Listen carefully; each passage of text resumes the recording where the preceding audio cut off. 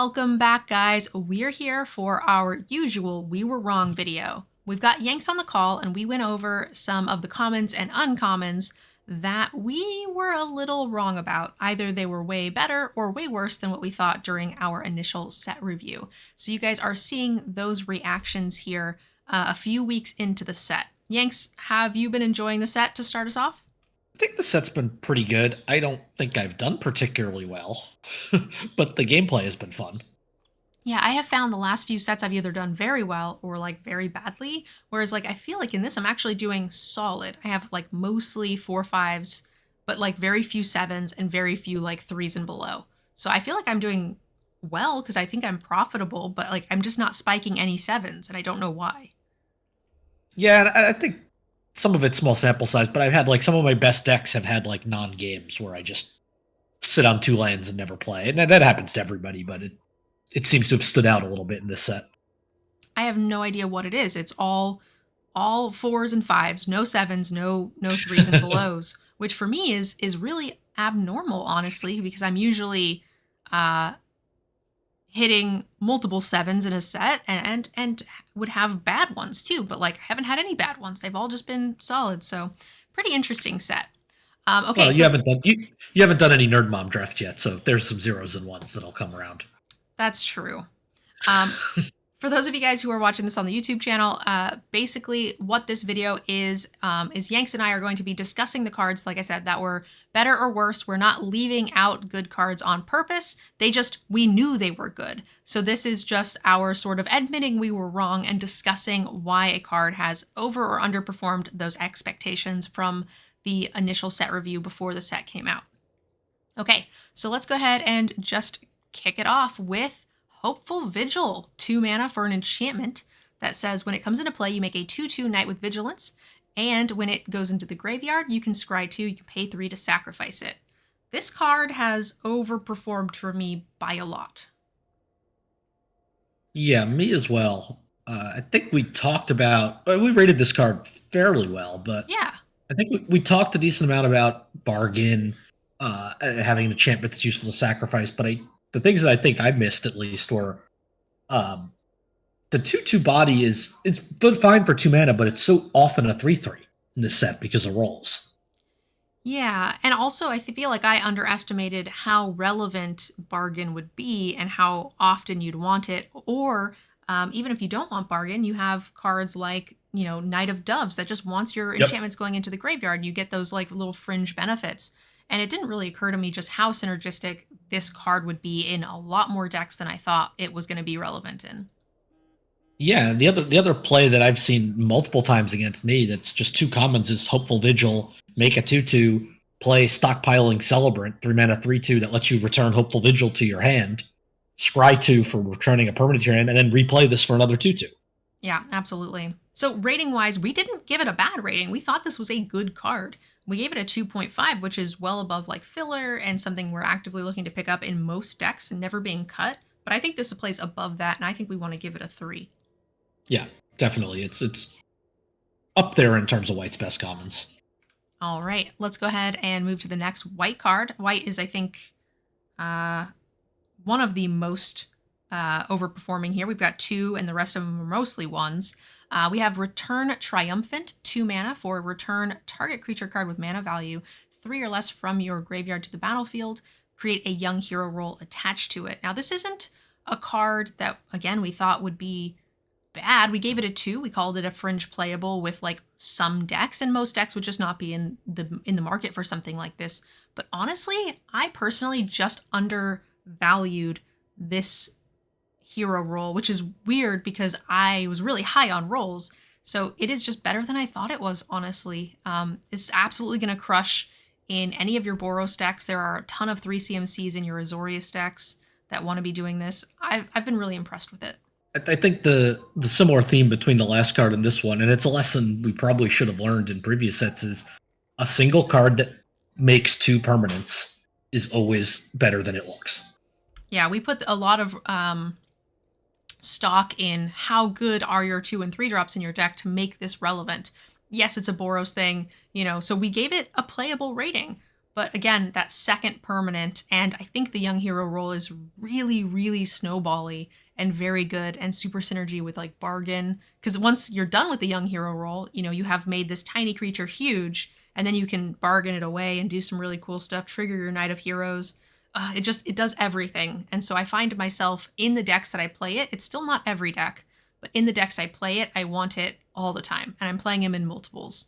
So it's not going to sit in any sort of control deck, but anything beyond that, you're going to be happy with at least one, if not more than one of these. I was really surprised to see like how many times I would play this card and be like, "Oh, I hope to draw it." Or every time I would have it in my hand, I was never sad about it or never thought it was a dead draw.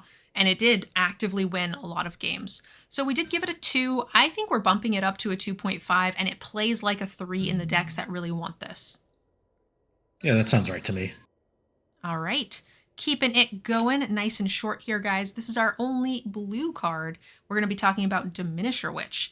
3 mana for a 3/2 human warlock with bargain. And when it enters the battlefield, if it was bargained, you may create a cursed role token to another creature attached to it.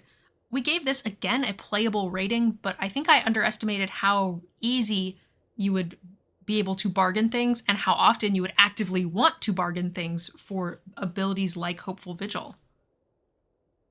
Blue is a bit of a struggle in this set for this video because it feels like it's been weaker than usual, but the cards don't necessarily feel like they've played poorly. Just the decks don't seem to come together. Outside of maybe like some of the really good blue-white tap decks with enough charades. But this fits kind of a little bit into the theme. You're making 2 permanents now. You're giving one up in bargain. But it fits the theme we talked about with Hopeless Vigil, or Hopeful Vigil, not Hopeless, that bargain is just much easier to come by, or much more important. Easier to come by and more desirable to actually bargain, which is just not something that was on my radar. I was always thinking you're going to, even if it's just a food token, like you're going to be giving something up to make this happen, and sometimes it wouldn't be worth it. But like bargaining things away is just like so actively good for you with like Young Princess and Hopeful Vigil and like, so good. So anyway, I did not think when this card came down on the other side of the board, I would be upset about it. But it turns out I'm upset about it more often than I'm not. So a solid rating. I think I want to bump this up in blue. Just a 0.5 point. What do you think?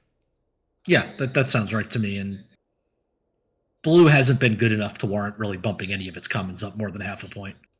Absolutely. I do think it is the weakest, which we will get to in a future video. And it really hurts me to say that. That's true. I know how much you have a thing for blue. Okay, moving on to our only black card. Black, I feel like we had a pretty good assessment on black. We thought it was really good. We gave all of the removal very high ratings. We liked a lot of the food synergies and the creatures. So the one that stood out to me as an overperformer was Scream Puff. I thought this 4/5 for 5 mana with Death Touch was just not a great size body. I'm like, yeah, you make a food, but only some decks will want them. Turns out a lot more decks want the food, and it's great for racing. This is just a perfect mid-range card, and so it is just better than I thought. Pretty often black's commons and uncommons are relatively straightforward, at least at the top end, right? Which is the good removal spells are usually in black, and they're usually good. Occasionally, you might get a format that's so fast that like a 4 or 5 mana kill spell will underperform. But outside of that, black is usually something fairly easy to get a handle on, at least on the spell side. Creature side sometimes can be a little trickier, and big death touchers usually feel overcosted or overrated, but this has played very well.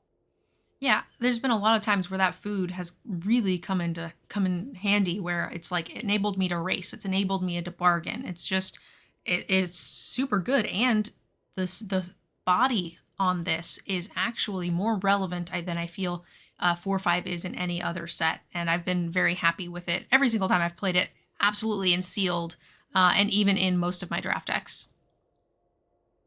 You can't have too many 5-drops, but this is one I'm trying to avoid cutting if I can. Absolutely. It's one of the ones I've been the happiest with of like the generic common 5s. Oh, I lied. There was actually 2 black. I just didn't write it on my list, and that's Stab Wounds. 3 mana for an aura enchant creature, gets -2/-2 at the beginning of your upkeep. Enchant creature's controller loses 2 life. This was a reprint, and I knew it was good at the time, and it was a fun card. I like winning with this card, I always have. But I feel like in this set, being more of a mid range set and it being pretty combat relevant, you can just stick this on their like 1/3 flyer and win games that way. The sort of drain them out portion of this card is very good in this set. Um, this is a bit of an outlier. I know that the Enchanted Tales cards have actually, for the most part, underperformed in this set. I know, not that I'm always the biggest user of the 17 lands data, but I know only two of the Enchanted Tales cards come in the top 50 cards, according to them, which is Bitter Blossom and Goblin Bombardment. Yep, that's not Most surprising. No, so most of them have underperformed, but this, I believe, has overperformed. Even though we thought it was going to be good, it's better. We knew that most of the Enchanted Tale cards were actively reprinted for Commander, right? Like, I think most of them were not made sort of like the Mystical Archives in Strixhaven, where they were actually all very good for limited gameplay. I don't think these ones were necessarily meant to be, so I'm not surprised. For sure, I think what gets some people is the fact that so many of them are rare, and people think, "Oh, rares are mythics," and that looks good, Yeah. but they're not real rares or mythics, right? They're not. That's not the way these sets work. No, they're just reprints for other Yeah. formats for sure. But overall, I have thought that this ability has performed well for me because of the mid-range feel to the format. So I've been able to win many games with this as well as lose many games to this. I've just not been able to race the stab wounds. It's hard. You like actively just want your thing to die, and they just won't kill it. And there's been times where the games have been close and I've been praying to like top deck removal for my own dude, and then I don't get it and I lose the game. And I mean, that's, you would think if your thing has a stab wound, it would eventually bleed out, but no, it bleeds you out. yeah. It does eventually bleed out. It's just it's you. Yeah, So rating wise, I don't know what we gave it originally, but I wanted to note that I know that this has played much higher than it did the first time it was printed. agreed. Okay, moving on, the red cards. Now, we usually give removal really high ratings, and I feel like we still gave a lot of red very high ratings. The only thing is that red had a ton of removal and it was all very premium. So like cut in to me seemed like red's like notched down because we had several like uncommon removal spells, and this one was sorcery speed, and you have things like lava coil for 2 mana that deals 4 damage in sorcery. This is 4 mana, but this one cut in 4 mana, sorcery speed, 4 damage, create a young hero roll. Again, massively overperforming. I think because of this young hero role. Like you remove their blocker and then you make your creatures more fierce and you get in a ton of damage. You're enabling all of your things that you need with the young hero role. And I mean, this to me has felt like a 4, which is saying a lot considering red had so many other 4 removal spells. I agree. This card is played very well. To me, it isn't the young hero role is certainly part of it. Again, you're not making 2 permanents, but you're making 1 on top of killing 1, so it's still sort of a 2-for-1 in terms of resources. I think just the 4 damage has been more relevant than I thought. There's not a lot of big creatures in this set. Yeah, and you'll see that with our next option as well. But do you agree it is a 4? Yes. All right, you'll see that. Oh, actually, the one after the next. My alphabetizing is not very good. Monstrous Rage, 1 mana for a +2/+0 and a monster roll, which gives it +1/+1 and trample. This has really outperformed because this combat trick is essentially 3/1 with a lasting effect that tramples over. And I've been able to use this as like 1 mana removal quite often. And there's been a lot of times where I'm like, oh, this is, a great thing. This puts me ahead. I'm winning the game so long as they don't monstrous rage. And then they do, and I'm dead. So we have a little different experiences on this card. I've actually only seen it cast against me. I've never played it, and I've only seen it cast against me once. Now, it did kill me that time, but mostly because it was just a flurry of this plus a double strike plus something else that killed me from like 14. Mm.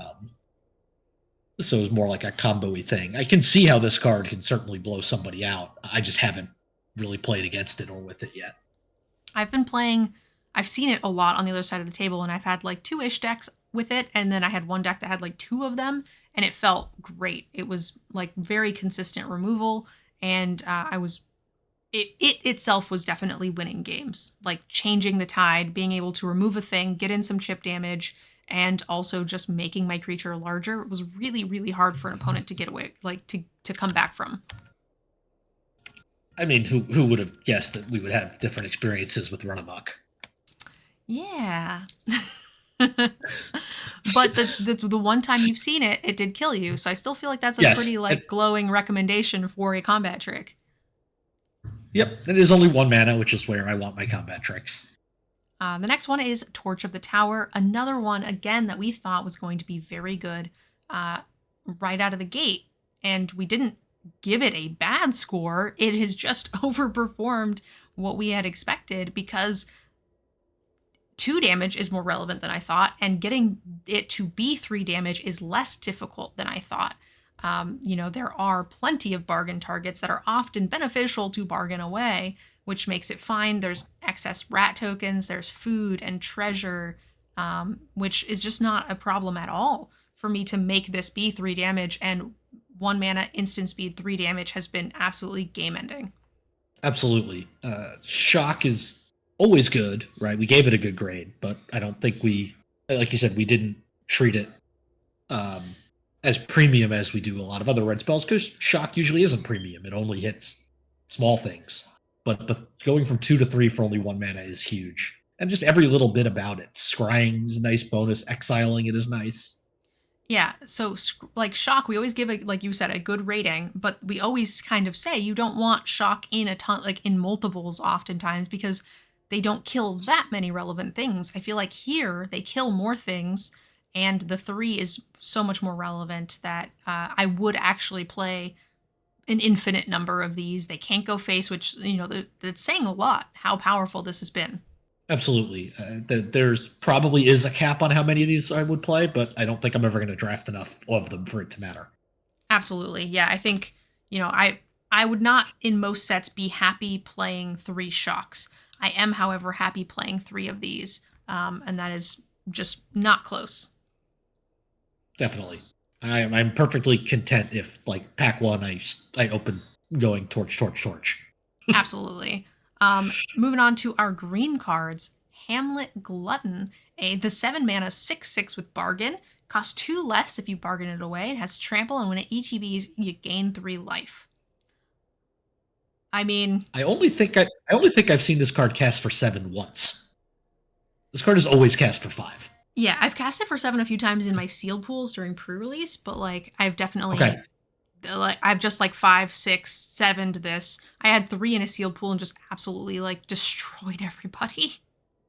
It was gross. It was so gross. It is so easy to cast this on turn 5, and a turn 5 6/6 trampler. The life gain great, but even without that, it just takes over the game. Yeah. And this again, you want your 5s through 7 drops in moderation. I never thought, even though I gave this card a solid rating, I did not think I would play a deck with 3 of them. I certainly will now. Absolutely. You don't really treat this as a 7-drop when you look at your curve, so you're willing to play more. Yeah, 100% agree. So rating wise, I think I bumped this way up. It's probably a 3, closer to a 3.5 for me. Like, when you have these, it is actively winning you games. Sure. Dreadmaw Colossus memes notwithstanding, this card is just great. Yeah. Okay, moving on to the last of our common and uncommons, actually. And this was an underperformer for me, the Greta Sweet-Tooth Scourge. 3 mana for a 3/3 human warrior. When it enters, you create a food. You can pay 1, sacrifice it, put a +1/+1 counter on a creature at sorcery, pay 2, sack a food, and draw a card, lose a life. Now, I think Greta is dying for the Golgari's sins, because food, I think, is just weaker than I expected. So I didn't think Greta would be one of the weaker signposts, but to me, it has felt very underperforming. So there's a couple things about this card that have underperformed for me. One is exactly like you said. food just hasn't been that good. But kind of, it hasn't been that good because I don't think it creates enough food. And what I love about this card on its face is being able to sacrifice food to gain life and draw, or to lose life and draw a card. But I want that food sitting there on the board to bargain. I don't want to be sacrificing it here. Like, I feel like I'm costing myself by doing that. I've also like tried to put +1/+1 counters at instant speed and lost my ass like several times. I for some reason can't get that one into my head. I did it multiple times in the same draft and just lost for it. See, I've done it the other way. I've done it the other way where I keep thinking I can only draw the card at sorcery speed. Oh my gosh. Well, I never try to draw a card with this because I feel like I'm always behind in this archetype. When I am playing it, like I'm like losing. So I like need the counters, I need the creatures, I can't do anything. I gotta eat the food. So for me, weak is performing 1, and I think that I'm gonna give this a 0.5 point ding. I think the card is still good, but you're right. It's just the archetype isn't consistent enough for it to be that good. You can still get a good food deck. You can get a good any deck in this format. Yes. But they're just not as consistent as some of the other archetypes. For me, it went from being what I thought to be probably one of the best signpost cards, maybe the best, to the deck as a whole not supporting it, to it being one of the worst. But still, it's a good card. Like, you still play this, right? Like, it's not a bad thing. It is just not what I expected. If this comes around late, I'm still taking it. You know, if I'm in one of these colors, probably like late pack 1, I'm just not thrilled to be in that color pair. But that doesn't mean you can't play it. I mean, I'm still honestly taking it earlier. If my pack 1 pick 1 is like a black removal and I see this and there's nothing else really like going on, I'm still happy to be here. It's just I'm not as happy as I thought I would. Agreed. Okay, so we mixed it up a little bit. We normally only do commons and uncommons because they are the most relevant things to draft. But I just wanted to mention the Yenna Redtooth Regent, 4 mana for a 4/4 elf noble. You can pay to tap, choose an enchantment that you don't have another enchantment of the same name. You make a token, except it isn't legendary, and you get to untap this and scry 2, activate as a sorcery. I thought this would be great. I did not think that this was going to be world-ending bomb territory. This card, if you don't have removal for this card, it is practically unbeatable. I was like, yeah, this is going to be cute with like, cooped up. It's going to be cute with some things, but like, maybe a roll isn't that relevant. So like maybe it's just a 4/4 for sometimes. It never is. It's always insane. I don't care what they're making, but they're making something. It's giving them value. They're bargaining that away and getting more value and then making another one. And oh my God, it just never ends. I had so much fun with this card the other night. I was playing it with Cooped Up, and it was really late in the game. We were just in this big board stall, and it was like, pay 2, copy it, put a copy on your best thing. This untaps. I scry 2, and then I pay 3 to exile the Cooped Up and do it again, and I had enough mana that I was literally exiling 2 free things a turn and keeping my original Cooped Up on the board. Oh my God, I cannot even. So we gave this card a good rating. We thought it was like a 3.5 and then like play up to a 4 in decks that could utilize it. It is not. It is just a 4.5, and the only reason it's not a 5 is because it doesn't have haste. I think the part of this that I missed on this card initially was, like, I know I read if the token is an aura, untap it, then scry 2, but I think in my head that just meant it had to be rolls. But it works with Cooped Up. It works with Chill, the blue bitter. Is it Bitter Chill? Like, you still get another activation that turn. Yeah. I mean, even without that text, like, I just didn't think as many decks would have as many enchantments, and those enchantments would be as relevant and bargained away, and like, Oh, yeah, I mean, you copy a Hopeful Vigil, make a knight, and then sacrifice the Hopeful Vigil scry, and then just copy it again and keep making 2/2s. Like, gross. It is actively gross. And like, you can also just keep copying. You have one other creature. You just keep copying the same roll onto that creature over and over again, and your Knight of Doves just explodes all over the board. True. It is disgusting. Someone had like a doubling season with it, like this and Knight of Doves, and just like blew up. It was That's the kind of insane. it was the grossest thing ever. So every time those rolls went into the graveyard, they would make like five. They would make double rolls, which would all go into the graveyard, which would give them double birds. I quickly died. I had another game where I copied Up in the Beanstalk with this, and then like over my next 3 turns, drew like 8 cards because I had 2 of those out. I did have someone copy the beanstalk with on this as well. Yeah, that's what I'm saying. Like cards that I didn't think would be relevant are, and it's relevant in every deck, certainly in these colors. But even as a splash, like I would play this in Orzhov and splash the green, or vice versa. Absolutely. Yeah, this card is far and away the not the best performing rare. Like, don't get me wrong, guys. Don't mistake this video as us saying like these cards are the best cards. These are just the cards we were wrong about. And this rare is the rare that is far and away better performing than I expected any rare to be. Everything else so far has felt maybe not spot on, but real darn close. But this one is just gross. I think this is the one we were furthest off on. I will make my sales pitch for Spectre of Mortality because I think that card is a blowout, but this card is better. Spectre of Mortality, I've played with it twice. I've played against it several times. And to me, I agree it is good, but like it has been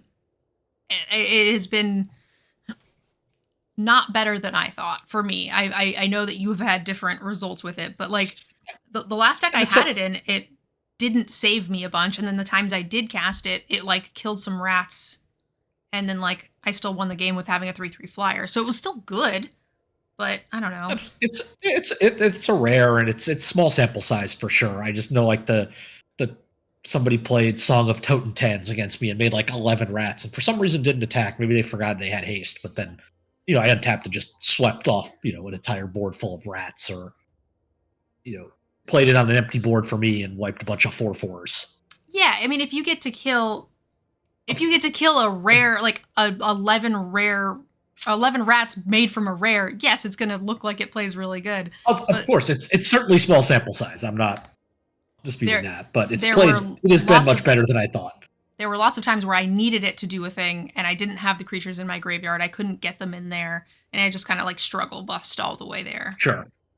So anyway, guys, that is the end. Let us know in the comments what you think of Eldraine so far, and let us know, has there been any cards that have like very over or underperformed your expectations, and tell us what you guys think of the cards that we've listed here. Yanks, thanks for joining us. Anytime.